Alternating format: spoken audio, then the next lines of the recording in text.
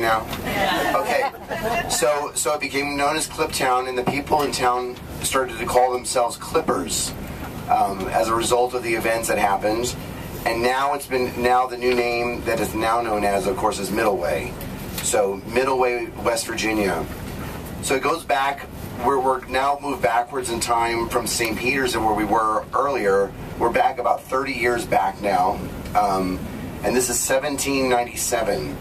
And so this man, whose name was Adam Livingston, lived in Pennsylvania, up in Lancaster. He was a devout Lutheran, and he came down here with his family, 3 sons, 4 daughters, and a wife. And they bought a farm down here in Middleway, Smithfield at the time, a 70-acre farm. And where we are going is where the farmland is, or where it was. Okay. Now, he was a devout Lutheran, but he happened to also be very anti-Catholic, and that plays a big part in this. So what happens, it all begins with a stranger who comes one day to their door in 1797 and asks if he could have a place to stay. And what happens is they let him come in and give him the hospitality. He starts to get really ill, and he gets so ill that he asks Adam Livingston if he knows of a priest anywhere nearby. And what he says is, this is what Livingston said: "I know of no priest in the neighborhood, and if there was one, he would never pass the threshold of this house." So, needless to say, he was not going to let any priest come anywhere near his house. So what happened was, unfortunately, the stranger died during the night. And so the events started happening almost immediately after that, that as they were sitting up with the body until morning, they continued to keep trying lighting candles in the room, and every candle kept going out. And they were lighted over and over and over, and they would go out. They would go out. Then they went to get candles that they use all the time, brought them into the room, light them, and they would go out again. And so they couldn't light any of the candles. So that was the first strange thing that started happening, that they knew something was going on. So now, the night after the burial, the stranger has been buried. You'll see on your handout there is a picture of the grave. We don't know where the actual where he's buried now. In 1850, they still knew where he was, but somehow it's been lost. But there is a commemoration of his place over at Priestfield. The problem is it's a 45-minute walk, and we are not doing it. So the picture is the best you're going to get here today. And so then the night after the burial, here's where it gets really strange. Is all of a sudden Adam, here in this area, in this house, he begins hearing galloping horses all around the house, around and around and around his house. He'd go outside, and there was no horses out there, and the noise just kept going on and on and on, but there wasn't horses anywhere nearby. So a week later, and his barn burns down inexplicably. All his cattle died, and then the next kind of odd thing where the turkeys and chickens he had, the heads of the turkeys and chickens just fell off the bodies. So that's kind of a sure sign that something strange is going on. And so now he's still not understand. Whoops. You're on.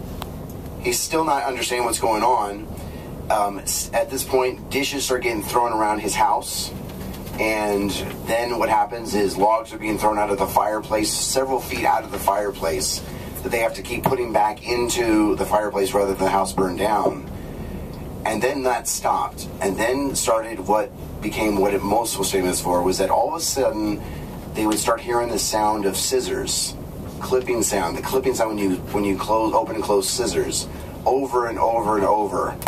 And it would go, and the sound would end up going on for 3 months. And there was never 24 hours where the sound would stop. And so all night long, all day long, they're hearing clipping sounds. And then they would find, the weird thing was, then they'd start seeing crescent moons cut out of things, and other forms, and even things in shreds. So whether it was blankets or sheets or clothing, sometimes it was even the saddle of the horses had the crescent moon cut out of it. Boots and shoes all had the crescent moon cut out of it. So now you know why the signs in the town have the crescent moon and the scissors, because this is how the evil spirit was manifesting his presence in this house to the family. And so another thing that was taken was a large sum of money that completely disappeared that they weren't able to find. And so from this point, now news starts getting out, and curiosity, people start coming. And there's a famous story of a lady who was from Martinsburg who came in, a Presbyterian lady, and she came in with a scarf, and she came in and she put it in her hand, she folded it up, and she held it against her in her pocket. And then when she came back out of the house, she opened it up, and the whole thing was in shreds. It had been cut into pieces while she was holding it in her hands. And so then there was the case of 3 boys who wanted to come face the devil, the spirits themselves, so they came to the house. And as soon as they sat down in the living room, all of a sudden a big rock from the fireplace came out of the fireplace and began whirling around the room. And they got up and they ran off immediately. So other people were witnessing what was taking place. It wasn't just Adam Livingston and his family. So as you can imagine, they're starting to lose sleep. They're living in fear. And so they started to go to multiple religious ministers to help out. They went to the Presbyterians. They went to the Lutherans. They even went to the occult, people of the occult, and nobody was having any impact whatsoever. And so one night, Livingston had this dream. And in the dream, he sees himself climbing up a mountain. And as he's climbing this very, very steep mountain, he has to climb using the roots and the bushes to kind of drag himself up. And he's really barely making it. And finally, he gets to the top, and all of a sudden he sees this large, imposing man standing at the top dressed in robes. And then he hears a voice say, "This is the one who's going to be able to deliver you, and will be able to relieve you." And he didn't know who it was. He didn't know who that was, what that meant.